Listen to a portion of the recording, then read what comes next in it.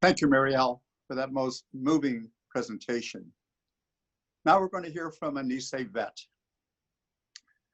Dr. ShinyeGima was born the second of 10 children in Ewa, Hawaii in 1925 to Shinyu and Ushi Gima, immigrants from Okinawa. His early years were in Kahului, Maui, where his father worked as a dock worker for the Kahului Railroad Company, which shipped raw sugar as well as pineapples to the West Coast. On December 7th, 1941, Dr. Gima was a junior at Baldwin High School in Wailuku, Maui. The call for Nisei youth to enlist in the 442nd Regimental Combat Team came in 1943, his senior year. He volunteered, but was rejected due to bad eyes. That winter, the call came for Nisei soldiers with Japanese language skills. So he volunteered and was accepted, then shipped to Camp Savage, Minnesota for 9 months of training.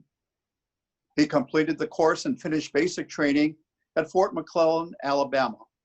And by early 1945, he was back at Fort Snelling waiting for overseas assignment. He was among 10 MIS language school graduates assigned to a special intelligence detachment, the 308th. The team members were selected because they spoke Uchinango, a dialect of the Okinawan language, and they took part in the Battle of Okinawa. He was discharged in April of 1946 at the age of 21. After completing his BA in 1949, he taught for 20 years in various schools in Hawaii. He later earned his PhD in educational psychology, and after a career of 20 years, retired from the University of Hawaii. As a spry nonagenarian, he is active with the Okinawan community in Honolulu and the Military Intelligence Service Veterans Club of Hawaii, of which he is currently the president. We are fortunate to have Dr. ShinyeGima give his unique perspective today in the form of a video presentation.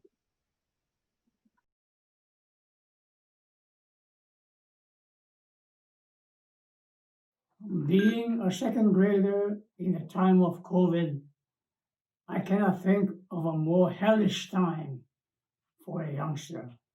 In the time before COVID, youngsters and everybody else got hugs from their parents, their teachers, their classmates, ohana, sometimes even from strangers, such as when giving away. How can children grow as they grow without their hugs? Will they grow up to be somehow handicapped? Will we raise a whole generation of emotionally crippled children because of the strictures placed on everyone's behavior by COVID-19? Fortunately, the answer lies in time. When the crisis is over and the pandemic is no longer controlling our lives, we shall go back to our old ways, and youngsters who once were deprived of hugs during the time of COVID will once again have more normal lives with hugs and kisses. For the second grader, time will be on their side. That will be the best medicine. Each passing year, young students will be changing, both intellectually and emotionally, as they grow toward maturity. Time will be on their side. Time will heal. For the high school class of 2020, graduation in the year of COVID has changed into a virtual ceremony, which has replaced the traditional walk across the stage along with a company of classmates in front of a cheering audience of family and friends. Graduation was to be a ritual, a traditional event that was highly anticipated. It would mark the end of childhood and the beginning of the next stage of life.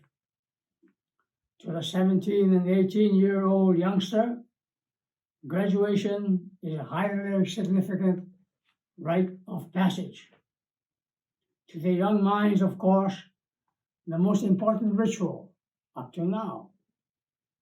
Fortunately, like the second grader, the high school graduate of 2020 also has time in his corner. Time to help him overcome the emotional loss of a much anticipated rite of passage, the ritual of graduation. With the passing of time, young men and women will meet new challenges and encounter changing circumstances that will be marked by new rites, graduation from higher education, beginning of new careers, getting married, establishing families, becoming a parent, even becoming a grandparent, eventually retirement. Important steps and stages will be marked, often in shared celebration, sometimes sad events, such as funerals, will also be shared. So again, COVID can be overcome. With the passing of time, inevitably, rites of passage can take place. To the young men and women of the graduating class of COVID year 2020, have no fear. There will be plenty to celebrate in your future. Time will be on your side. For us taking part in today's virtual Memorial Day, does COVID mean a big change in the way we carry on our ritual? Does a different means of communicating with each other than the usual face-to-face, make this a different ceremony? Does going virtual mean the significance of Memorial Day is somehow changed? This year of COVID has forced me, a 95-year-old veteran, to think. And the answer is no, period. Memorial Day is meaningful not only because of the flowers, the speeches, the photos of loved ones, the beauty of the tranquil cemetery. These are the outward physical expressions of an emotion that is truly so deep that there are no words to express it. What we feel on Memorial Day cannot be erased by COVID. What we celebrate, what we have in our group memory, what we have come to revere as our legacy shall not be erased by COVID. It is a memory too strong and fundamental to be washed away by a pandemic. To quote Abraham Lincoln, the world will no longer remember what we say here, but it can never forget what they did here, what our Nisei forebears did, what they accomplished. That memory shall not be forgotten, even in the time of COVID, period.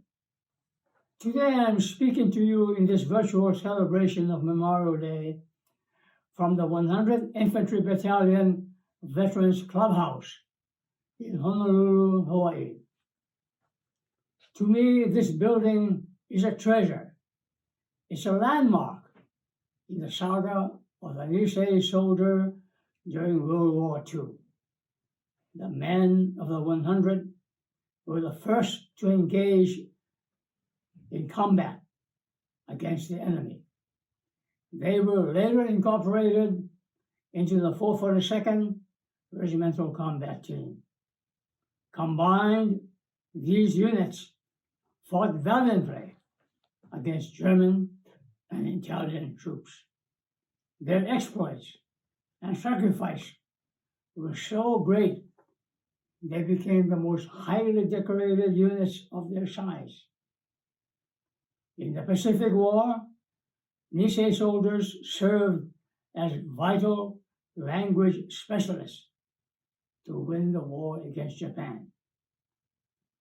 The total efforts of the Nisei warriors eventually cleared the way for all Japanese Americans to be given the rightful status as citizens of the USA.